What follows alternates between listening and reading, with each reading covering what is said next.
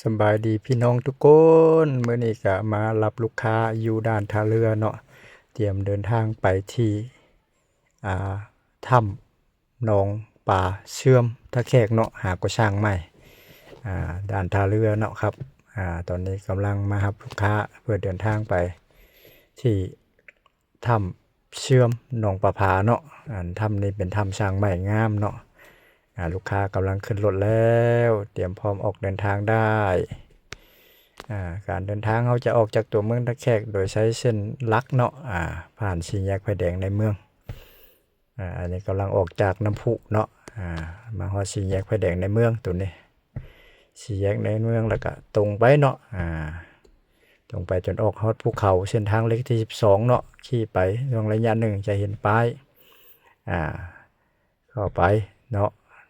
ถ้ำหนองประพาเนาะแล้วก็ตามเส้นทางประเทศใหม่นี้งามหลายเส้นทางตัวนี้จะเชื่อมต่อฮอดหนองประพาและก็ถ้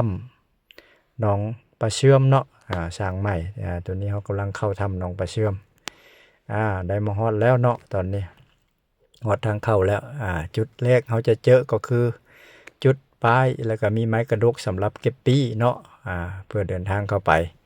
ปีคนลาวเนาะที่มีบัตรประชาชนลาวจะตกอยู่แสนกีบเนาะแต่คนต่างประเทศคนไทยหรือต่างประเทศจะ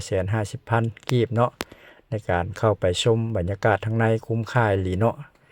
ราคาปีนั้นนี่บ่แพงสำหรับนักท่องเที่ยวทั่วไปเนาะตอนนี้เขาก็ได้ปีได้อย่างแล้วก็ครับเข้าไปเนาะระยะไกลๆนี่ก็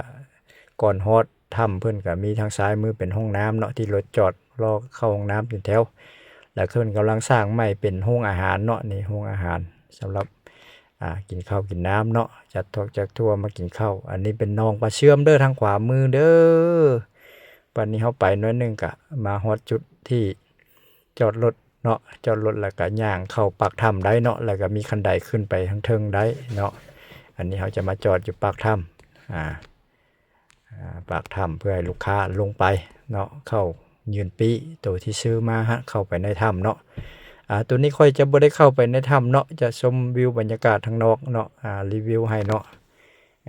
เนี่ยสมพงษ์รถตู้ท่องเที่ยวเนาะบรรยากาศภายนอกเนาะเนี่ยตัวนี้มองที่จะยืนปีกับคนเสื้อแดงเนาะเพื่อเข้าไปทางในถ้ำเนาะเพิ่นจะเฮ็ดคันไดอย่างที่อยู่เหนือน้ำเนาะอย่างบรรยากาศ